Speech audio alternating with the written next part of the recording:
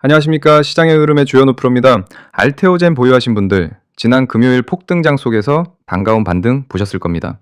금요일 종가 기준으로 이 종목 제대로 짚어드리겠습니다. 지난 금요일 알테오젠은 30만 8,500원 플러스 10.38%로 마감했습니다. 반도체 대형주가 이끈 코스닥 11.63% 폭등장 안에서 업종이 전혀 다른 바이오주가 두 자릿수 상승을 함께 만들어낸 겁니다. 알테오젠은 정맥주사 제형을 피하주사 제형으로 바꿔주는 원천 기술을 보유한 바이오 기업으로 코스닥 시가총액 1위 자리를 지키고 있는 대장주입니다. 지난 금요일 알테오젠 매수가, 손절가, 최종 매도가 기준 지금부터 확실하게 잡아드리겠습니다. 구독과 좋아요 한 번씩 눌러주시고요. 댓글에 지난 금요일 이 반등 함께 즐기신 분들, 이 흐름 이어가자는 마음으로 출발 한 번씩만 적어주십시오. 자, 댓글 다들 남겨주셨습니까? 그럼 핵심 뉴스부터 바로 확인해 보겠습니다. 알테오젠은 지난 16일 유가증권시장 코스피 이전 상장 추진을 잠정 유보하고 코스닥 시장에 잔류하기로 결정했다고 공시했습니다. 대신 주주가치 제고를 위해 30% 무상증자를 실시하기로 했습니다.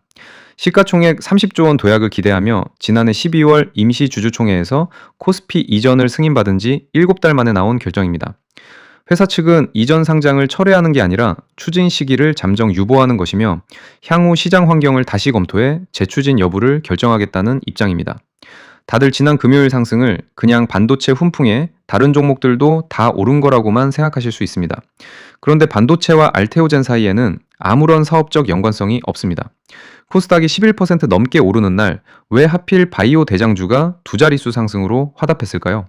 이 모순을 풀어보겠습니다. 알테오젠이 코스피 이전을 유보한 배경에는 숫자가 있습니다.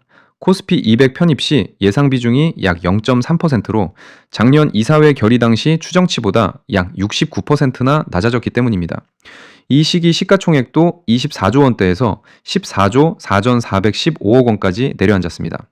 코스피로 옮겨서 얻는 패시브 자금 유입 효과보다 코스닥 대표 종목 지위를 잃으면서 발생하는 자금 이탈이 더 클 수 있다는 판단입니다. 외부 기관 분석에서는 코스피 이전에 따른 상장지수 펀드 순유출 규모가 약 3,600억 원에 이를 거란 전망까지 나왔었습니다. 코스닥 시장 대표 종목 지위를 잃으면서 발생하는 자금 이탈이 코스피 200 편입으로 얻는 효과보다 클 수 있다는 판단이 결정적이었습니다. 이 소식이 나온 이후 알테오젠 주가는 며칠간 변동성이 컸는데 지난 금요일 반등으로 그 불확실성이 상당 부분 해소된 모습입니다. 숨은 메커니즘을 짚어드리겠습니다.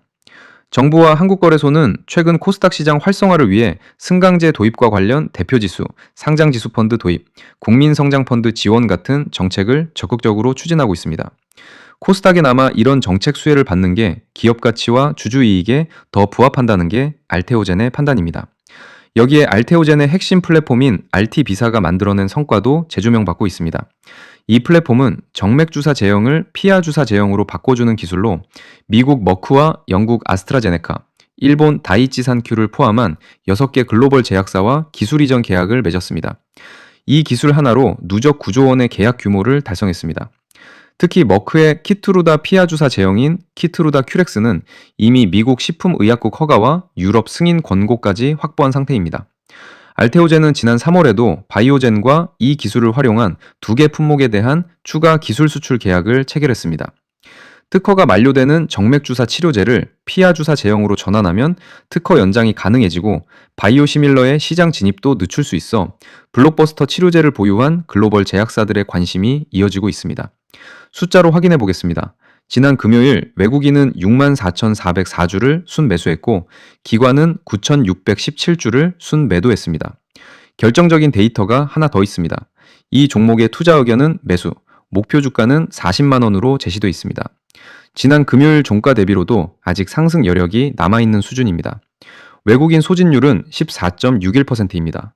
동일 업종 등락률도 플러스 8.67%를 기록하며 바이오 업종 전체가 함께 강세를 보였습니다. 경고도 드립니다.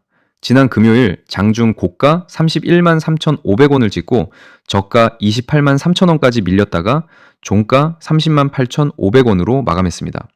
코스피 이전 유보라는 재료는 이미 2주 초에 나온 소식이고 지난 금요일 상승폭 대부분은 시장 전체 폭등장의 영향이 컸다는 점을 기억하셔야 합니다.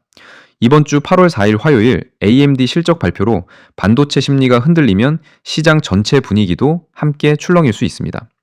방어선은 지난 금요일 종가를 기준으로 다음 거래일 수급이 이어지는지부터 확인해야 합니다.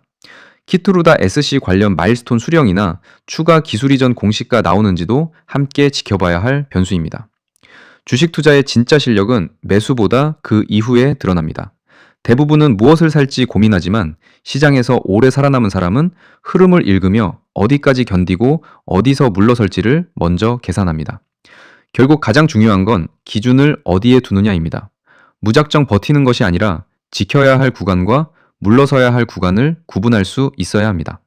좋은 매수가 수익의 시작이라면 냉정한 판단은 그 수익을 끝까지 지켜내는 힘입니다.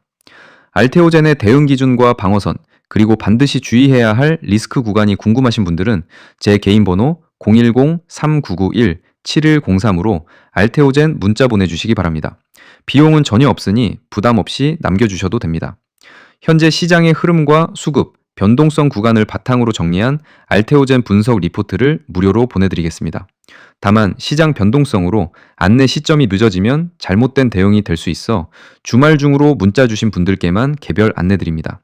빠르게 문자 한 통 보내주시면 됩니다. 여러분이 흔들리지 않고 대응할 수 있도록 시장의 흐름, 저 주현우 프로가 끝까지 든든하게 받쳐드리겠습니다. 감사합니다.